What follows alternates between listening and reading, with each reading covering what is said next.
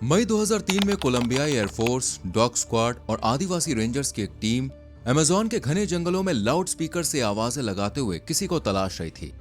खाने के पैकेट्स और पानी की बोतलें फेंकी जा रही थीं, क्योंकि जंगल में 4 छोटे छोटे बच्चे खतरनाक मौसम और जंगली जानवरों से अपनी जान बचाने की कोशिश कर रहे थे।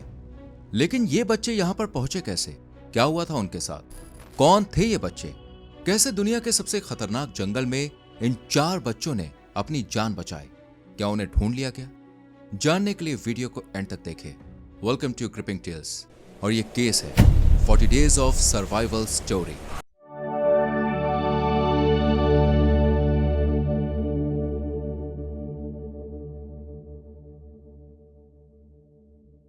ये स्टोरी जुड़ी है दुनिया के सबसे बड़े ट्रॉपिकल रेन फॉरेस्ट अमेज़न से, जिसे लंग्स ऑफ अर्थ और ग्रीन हिल भी कहा जाता है, क्योंकि ये दुनिया को 6 से 9% ऑक्सीजन देता है और कार्बन बैलेंसिंग में मदद भी करता है। अमेज़न का कुल एरिया 55 लाख वर्ग किलोमीटर का है और ये Brazil, Peru, Colombia, Venezuela, Ecuador, Bolivia, Guyana, Suriname समेत फ्रेंच गुयाना यानी 9 देशों में फैला हुआ है। ये जंगल खतरों से भरा हुआ है, क्योंकि यहाँ अनगिनत जीव जंतु, जहरीले सांप, विशाल मकड़ियां, जहरीले मेढक, पक्षी, अजीबोगरीब पेड़ और जानलेवा एनवायरनमेंट पाया जाता है। कहते हैं कि अमेज़न में जिंदा रहना लगभग नामुमकिन है, क्योंकि घना जंगल, जहरीले पौधे, लगातार नमी, अचानक बाढ़ का आ जाना, खतरनाक जानवर और इनसे मिलने वाली बीमारियां, ऊपर से खाने और साफ पानी की कमी किसी को भी यहाँ सरवाइव करने का मौका नहीं देती है, स्पेशली जंगल की नॉलेज ना होने वालों को। पर इसी खतरे से भरे जंगल में 4 बच्चों ने पूरे 40 दिन तक खुद को ना सिर्फ जिंदा रखा, बल्कि हर खतरे का सामना किया, जबकि उनके पास जंगल की ना तो नॉलेज थी और ना ही किसी बड़े का साथ। ऊपर से हर कदम पर एक नया खतरा।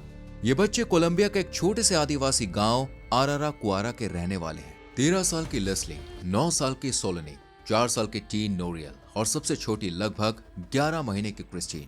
चारों भाई बहन अपनी मां मागदालेना के साथ रहा करते थे। आराराकुआरा कोई बड़ा एरिया नहीं था। ये एक बहुत ही छोटा और बहुत ही सिंपल सा विलेज है, जहां स्कूल, किताब और टीचर सब कुछ जंगली है।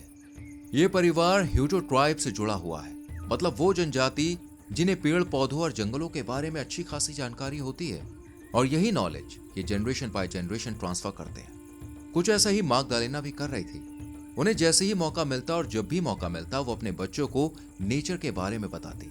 हालांकि बच्चे अभी छोटे ही थे। उनमें से सिर्फ 13 साल की लेस्ली ही कुछ कुछ समझ पाती थी। बाकी सब बच्चे माँ की बातों को हवा में उड़ा देते थे, क्योंकि उनमें उतनी समझ नहीं थी। देखते ही देखते ये टाइम यूं ही गुजरने लगता है और फिर तारीख आती है 1 मई 2023, जब आराराकुआरा एयरपोर्ट के छोटे से रनवे पर एक एरोप्लेन खड़ा होता है।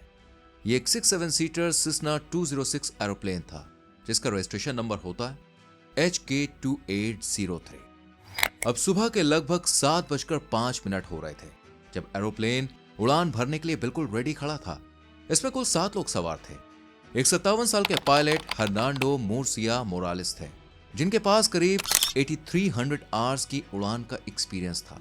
उनके बगल वाली पैसेंजर सीट पर थे लोकल आदिवासी नेता हरमन मैंटोजा, और पिछली सीट पर अपने 4 बच्चों के साथ बैठी हुई थी मागदालेना। असल में पिछले कुछ समय से बात ऐसी थी कि लोकल लोग की धमकियों की वजह से मागदालेना बहुत ज्यादा परेशान चल रही थी। ऊपर से गांव में मेडिकल फैसिलिटीज भी कुछ ठीक नहीं थी और कुछ कागजी कार्रवाई के लिए भी उसे शहर जाना था। इसलिए वो अपने बच्चों और आदिवासी नेता के साथ विलेज से बाहर जा रही थी। फ्लाइट का रूट मैप एकदम क्लियर था। आराराकुआरा को क्रॉस करने के बाद अमेज़न जंगल को पार करते हुए पहले चिरिबिकेटे, फिर अपापोरीज को पार करते हुए सेंट जोस डेल ग्वाविएरे में लैंडिंग। दोनों जगह के बीच की दूरी करीब 359 किलोमीटर की है, जिसे वो लोग 2 से ढाई घंटे में तय करने वाले थे।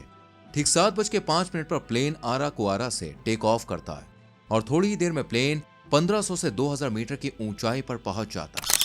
बच्चे खिड़की से नीचे जंगल का नजारा देख रहे थे और आदिवासी नेता पायलट से बातें कर रहे थे।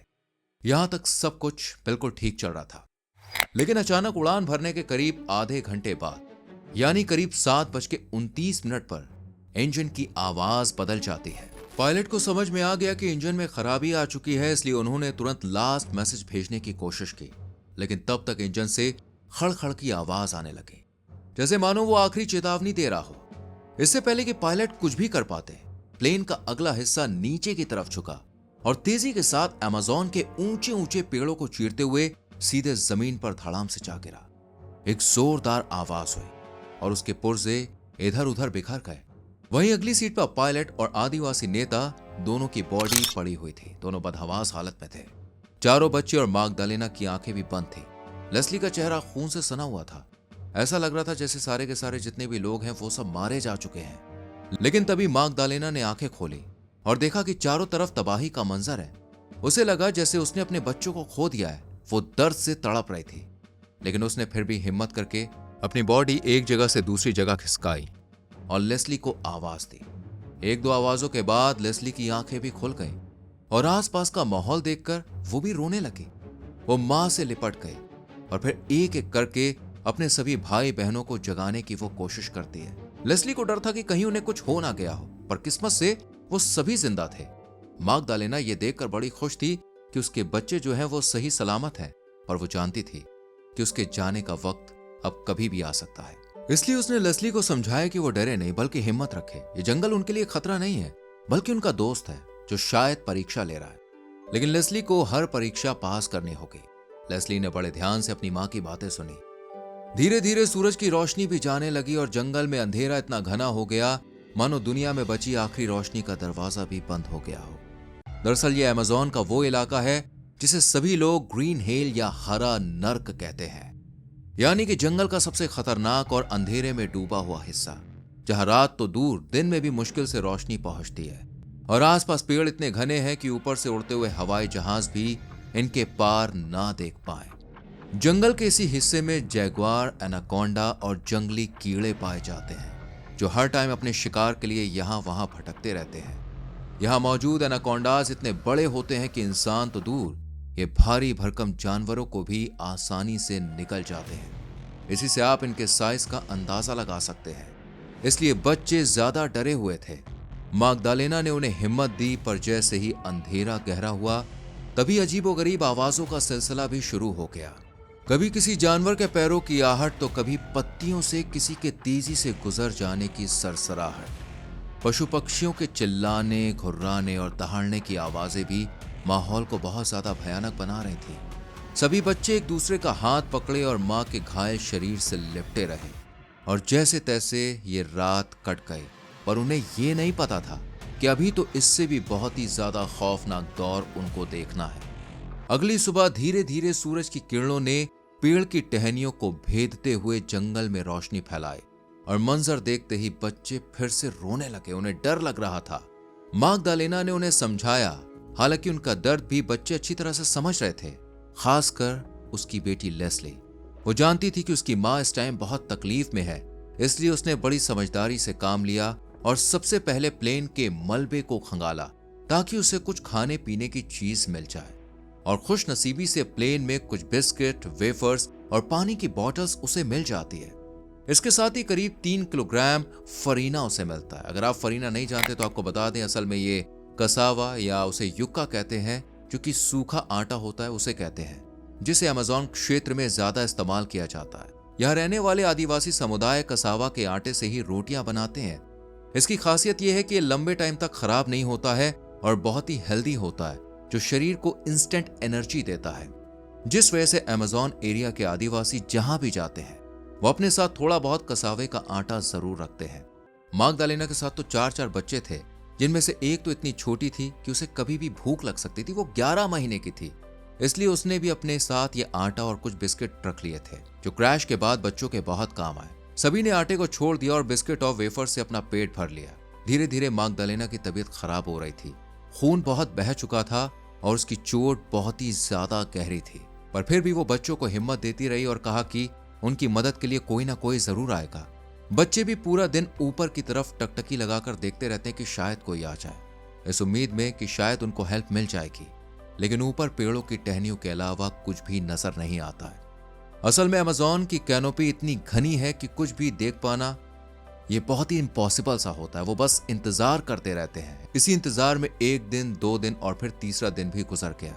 बच्चों ने उसी कसावे के आटे से जैसे तैसे अपना पेट भर लिया, लेकिन मैग्डालेना ने देखा कि वो बैठे बैठे हताश हो रहा है, बहुत ज्यादा परेशान हो रहा है। साथ में काफी कमजोर भी। ऊपर से पायलट और आदिवासी नेता की बॉडी भी अब सड़ने लगी थी, जिसमें से बदबू उठ रही थी। इसलिए इंजर्ड होने के बाद भी माग्दालेना ने खुद को संभाला और वो उठ खड़ी हुई। बच्चों को पीछे पीछे वो थोड़ी दूर तक लाई और एक सेफ जगह की वो तलाश कर रही थी, जिससे वो सब लोग सेफ रह सकें। लेकिन अमेज़न का जंगल कभी भी किसी पे तरस नहीं खाता। कुछ दूर जाते ही उनका पैर एक दलदली मिट्टी में धंस जाता है। अब क्योंकि माग्दालेना इंजर्ड थी, वो खुद को बाहर भी नहीं निकाल पाती है और यहीं पर उसकी जान चली जाती है। इस तरह अब इन बच्चों के सर से माँ का साया भी उठ चुका था। सभी बच्चे फूट फूट के रोने लगते हैं। सबसे छोटी क्रिस्टीन थी, वो भी चीखने लगती है। वहां उनकी आवाजें सुनने वाला कोई भी नहीं था। तभी लेस्ली को माँ की कही हुई बात याद आती है कि खुद को बचाओ, और वो फिर अपने आंसू पोंछती है, क्योंकि उसे मालूम था वही सबसे बड़ी है और सब कुछ उसे ही संभालना है। वो क्रिस्टीन को गोद में उठाती है और छोटे भाई बहन सोलेनी और टीन को भी शांत करती है। उसे मालूम था कि प्लेन के पास बॉडीज पड़ी हैं, जिसके चलते जो जंगली जानवर है वो वहां पे आएंगे और आगे जो होने वाला है वो और भी ज्यादा खतरनाक होने वाला है। इसलिए वो फौरन ही प्लेन के अंदर घुसती है, एक टॉर्च निकालती है, चावल निकालती है, कसावे का आटा निकालती है और मच्छरदानी लेकर वो बाहर निकलती है। ये सभी चीजें सही सलामत थी, बिल्कुल सही थी। उसने सब कुछ समेटा और नन्ही क्रिस्टीन को अपनी पीठ पर बांधकर छोटे भाई बहनों का हाथ पकड़कर उस क्रैश साइट को अलविदा कह दिया। उस टाइम शायद लेस्ली को भी नहीं पता था कि माँ ने जो जंगल और पेड़ पौधों के बारे में उसे जानकारी दी थी वो अब उसके कितने काम आने वाली है। वो जैसे जैसे आगे बढ़ते हैं, एक नया खतरा उनके इंतजार में था। कभी टहनियों से छोटे छोटे से जीव जंतु चले आते हैं, तो कभी बड़े जानवरों की आवाज आती है। कब सुबह हो रही और कब शाम, कई बार ये भी पता नहीं चलता है, क्योंकि यहां से आगे जंगल और भी ज्यादा घना हो रहा था। ऊपर से अमेज़न में बारिश अनप्रेडिक्टेबल है, कब बारिश हो जाए किसी को नहीं मालूम। कभी कभी बारिश इतनी तेज हो जाती है कि बच्चे भीग जाते हैं और गीले कपड़ों में ठिठुरते हैं। लेस्ली ने छोटे भाई बहन को देखकर ये जान लिया था कि अगर एक आध बार बारिश और हो जाती है तो खतरा और ज्यादा बढ़ सकता है। इसलिए जैसे ही बारिश रुकती है वो आर्किटेक्चर बन गए। बड़ी बड़ी पेड़ की डंडियों में बड़े केले के पत्तों को लपेटकर उसने एक छोटी सी झोपड़ी जैसी तैयार कर ली। साथ ही नीचे भी पत्ते बिछा दिए ताकि बच्चे उस पर आराम से बैठ सकें। लेस्ली अब सिर्फ एक बड़ी बहन नहीं थी, बल्कि वो इन बच्चों के लिए उनकी मां बन चुकी थी, जिसके सामने सबसे बड़ी चुनौती थी नन्ही क्रिस्टीन को जिंदा रखना, क्योंकि वो अभी बहुत छोटी थी और मां के दूध के अलावा वो कुछ खाती पीती भी नहीं थी।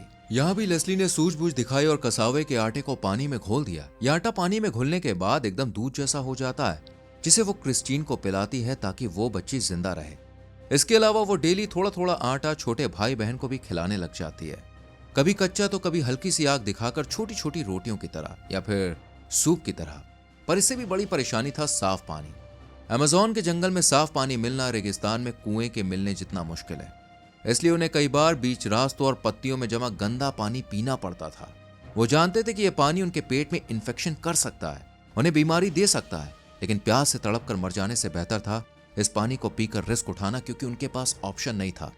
पानी के अलावा अब आटा भी खत्म हो चुका था, लेकिन लेस्ली को याद था कि माँ ने कहा था कि जंगल में कुछ पेड़ पत्ते और फल ऐसे होते हैं जिन्हें खाया जा सकता है।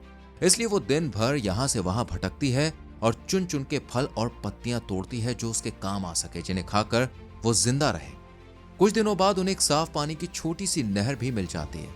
लगभग 15 से 20 दिनों बाद बच्चों ने साफ पानी पिया था। पर इस अचीवमेंट के साथ कुछ खतरे भी थे जो उन्होंने महसूस किए। कई बार रातों को लगा जैसे मानो झाड़ियों के पीछे छुपकर कोई उन्हें देख रहा है। ये शायद जैगुआर हो सकते थे जो अपना शिकार बहुत ही दबे पांव करते हैं। इसलिए बच्चे मुंह दबाए बैठ जाते हैं ताकि जैगुआर उन्हें झपट ना ले। दूसरी तरफ सरकार और रेस्क्यू टीम भी इन बच्चों की तलाश में जुट चुकी थी। असल में जब 1 मई को फ्लाइट सेस्ना 206 हादसे का शिकार हुई, तभी सरकार तक खबर पहुंच चुकी थी कि कुछ तो गड़बड़ है, क्योंकि फ्लाइट अचानक रडार से गायब हो गई और फिर कोई मैसेज ना तो रिसीव हुआ और ना ही कोई मैसेज सेंड हुआ। इसलिए सिविल एविएशन अथॉरिटी और स्थानीय अधिकारियों तक प्लेन के लापता होने की जो बात थी ये पहुंच चुके थे और कोलंबियन अथॉरिटी ने सेना, वायुसेना और सिविल रेस्क्यू एजेंसीज को एक्टिवेट कर दिया और अमेज़न के खतरनाक जंगलों में ऑपरेशन होप शुरू किया गया। खोजी टीम में करीब 160 सैनिकों के साथ साथ 70 आदिवासी गाइड या रेंजर्स भी शामिल किए गए, क्योंकि उन्हें जंगल की नॉलेज ज्यादा होती है। इसके अलावा हेलीकॉप्टर, डॉग स्क्वाड और प्लेन्स भी लगाए गए थे। दरअसल रेस्क्यू टीम को प्लेन और बॉडी 16 मई को ही मिल गई थी, जिन्हें देखकर उन्हें लगा कि शायद कोई भी जिंदा नहीं बचा है। लेकिन जब टीम ने आसपास खोजबीन की तो उन्हें बच्चों के पैरों के निशान मिलते हैं। आधे खाए हुए फल मिलते हैं, दूध की बोतल मिलती है और कहीं कहीं फटे हुए कपड़े भी मिलते हैं। उन्हें गांव वालों ने पहले ही बता दिया था कि इस फ्लाइट में 4 बच्चे थे, जिनमें सबसे बड़ी लेस्ली है, जिस वजह से खोजी टीम को भी यह समझते देर नहीं लगती कि बच्चे अभी भी जिंदा हैं। लेकिन कब तक रहेंगे ये बात कोई भी नहीं कह सकता था, इसलिए उन्हें ढूंढने के लिए पूरे जंगल में सर्च ऑपरेशन चलाया जाता है। जगह जगह खाने के पैकेट्स, पानी की बोतल्स गिराई जाती हैं ताकि अगर वो बच्चों को दिखे तो वो बच्चे खा लें और भूख प्यास से बच्चे परेशान ना हो। कई मौकों पर ये पैकेट्स बच्चों तक पहुंचे भी थे। उन्होंने ऊपर उड़ते हुए हवाई जहाज, हेलीकॉप्टर्स को देखा और लेस्ली ने उनको देख के हाथ भी हिलाया था, इस उम्मीद में कि वो उन्हें देख लें। लेकिन ये जंगल इतना ज्यादा घना है कि किसी ने भी बच्चों को नहीं देखा। 10,000 से भी ज्यादा फ्लायर्स यानी कि पैम्पलेट जंगल में गिराए गए, जो बच्चों के लिए मैसेज थे कि वो जहां भी हो वो एक साथ रहें। ये सब कुछ पूरे 40 दिनों तक चला और आखिरकार बच्चों की किस्मत और एक माँ की जो दुआ है वो रंग लाती है।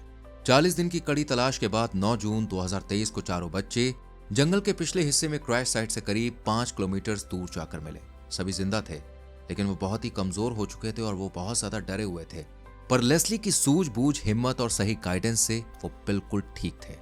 उन्हें तुरंत एयरलिफ्ट किया गया और हॉस्पिटल पहुंचाया गया, जहां कुछ दिनों तक उनका ट्रीटमेंट हुआ और फिर सभी हेल्दी हो गए। इस पूरी स्टोरी में लेस्ली से काफी कुछ सीखने जैसा है। इतनी छोटी सी उम्र में उसने ना सिर्फ खुद को संभाला बल्कि जंगली जानवरों और खतरों भरे मोड़ से अपने भाई बहनों को भी सेफ रखा, जबकि अमेज़न ना जाने कितने ही एडल्ट्स और एक्सपीरियंस लोगों को निकल चुका है। लेकिन लेस्ली की नॉलेज हर वक्त काम आई। लेस्ली के इस कारनामे की तारीफ पूरी दुनिया ने की। जिसने भी ये किस्सा सुना उसने लेस्ली को सलाम किया। आप बताइए, इस कहानी को जानने और सुनने के बाद आपको कैसा लगा? लेस्ली के बारे में आप क्या कहना चाहेंगे? और अगर आप ऐसी सिचुएशन में फंस जाते तो आप क्या करते, किस तरह से निकलते? जो भी आपकी राय हो कमेंट सेक्शन में जरूर दें। वीडियो को लाइक और शेयर करें और चैनल को सब्सक्राइब करके बेल आइकॉन प्रेस करें, जिससे आने वाली कहानियां आपसे मिस ना हो। हमारे चैनल क्रिपिंग टेल्स को सब्सक्राइब जरूर करें। Bye bye, take care.